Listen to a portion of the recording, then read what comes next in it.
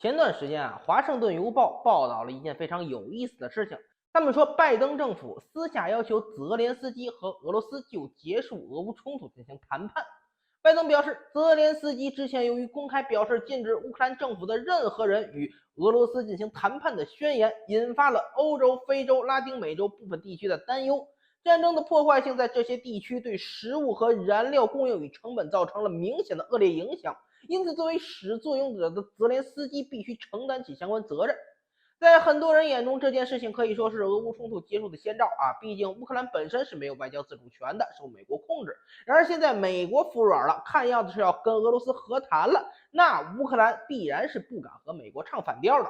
果不其然啊，就在昨天，泽连斯基提出了自己的谈判条件，说只要俄罗斯做到这5点，他就愿意和俄罗斯谈谈啊。首先第一点，尊重联合国。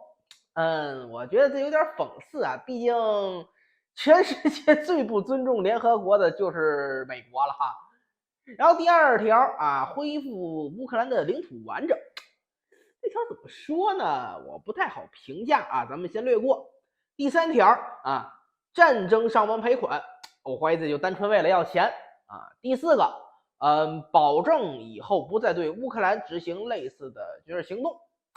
一样，本虎不好说啊。咱们再说最后一个啊，处置发起俄乌战争的战犯。好，没事了，都散了吧。这仗还得打啊，还得打。从这5点就能看出来，实际上从拜登到泽连斯基，压根就没一个人想让乌克兰冲突停下来。这次拜登一反常态，表示自己希望让俄乌战争停下来的原因，就是中期选举。目前，美国由于国内经济问题越发严重，民间的反战声音也随之变得高涨，要求拜登政府停止插手俄乌冲突，而共和党也是抓住了这一条进行穷追猛打。根据美国国会山报的消息啊，近日美国共和党议员泰勒·格林在一场集会上再次谈到了共和党在乌克兰危机中的立场，说如果共和党赢得中期选举，将会停止援助乌克兰，乌克兰将不会从美国手中拿到1分钱。在这之前，共和党领袖麦卡锡的言论稍微缓和了一点，但也表现出了对支援乌克兰的拒绝。他说，如果共和党在中期选举赢得多数席位，将慎重考虑对乌克兰的援助，不再无限制支持乌克兰。至于共和党推出来的总统候选人特朗普，那就更不用说了。从他之前的任期里就看出来，这本人就是一个孤立主义政策支持者。盟国和那帮盟友想从特朗普手里抠钱，那比登天都难。这特朗普不找盟友要钱那已经算不错了，日本和韩国那都被刮地皮刮得一愣愣的。特朗普要是重新上台，那美国在停止援乌这件事上，必然就是要玩真的了。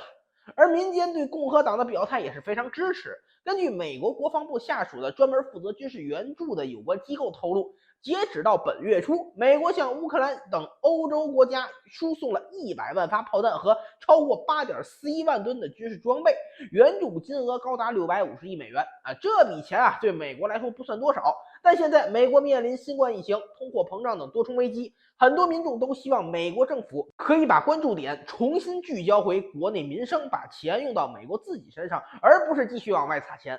共和党的表态从最初的慎重考虑到后来的乌克兰休想拿到1分钱，也是因为民众对民主党无限制支持乌克兰的行动越发反感所导致的。与此同时，美国的盟友们也陷入了乌克兰疲劳。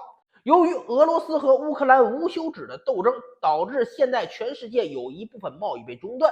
目前全球经济都陷入了严重的寒冬之中啊！往近了看，有欧洲国家买不着天然气啊，虽然从美国买了高价气，勉强维持住了民生用气，但工业用气还没有着落。远处非洲大部分国家和地区粮食供应中断，爆发饥荒。印度从乌克兰买的工业品无法送达，甚至就连美国的后花园南美洲都受到了严重的影响。美国的盟友们已经不想再替美国人当冤大头了。所以对内为了能保住自己的党派席位，对外为了安抚自己的盟友，拜登不得不做出如此表态。但这并不意味着他真要结束乌克兰战争。本虎也说过，拜登或者是民主党背后是庞大的军工复合体。如果民主党真的敢现在就停止对乌克兰的援助，那么这些军工复合体必然是第一个跳出来翻脸不认人。毕竟这帮人脑子里他除了利益就神马都没有了。所以目前这种打马虎眼的方式对于拜登来说可以算是最佳选择了啊！先表现出一副要求乌克兰和俄罗斯停战的姿态，至少先把中期选举撑过去，然后为了不让战争就此停下，嘱咐泽连斯基提出俄罗斯人绝无可能接受的停战条件，进一步挑衅俄罗斯，让战争升级。最后面子民主党拿了，里子美国军工复合体拿了，只有乌克兰因为加码挑衅俄罗斯反而更加挨打的受伤的世界完成了啊！当然随着战争的不断进行，哪怕民主党挺过了这次中期选举，后期也会遭到越来越大的阻力。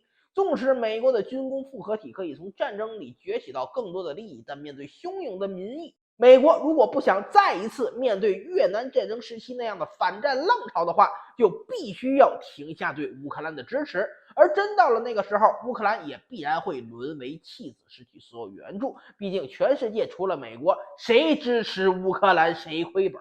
到时候如果没了美国的从中周旋，西方国家必然也不会甘心往这个无底洞里面投钱。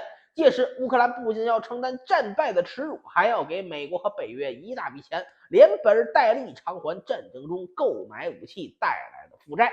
如果乌克兰不想面对最糟糕的结局，尽快跟俄罗斯和解，似乎已经成为了泽连斯基破局的唯一办法了。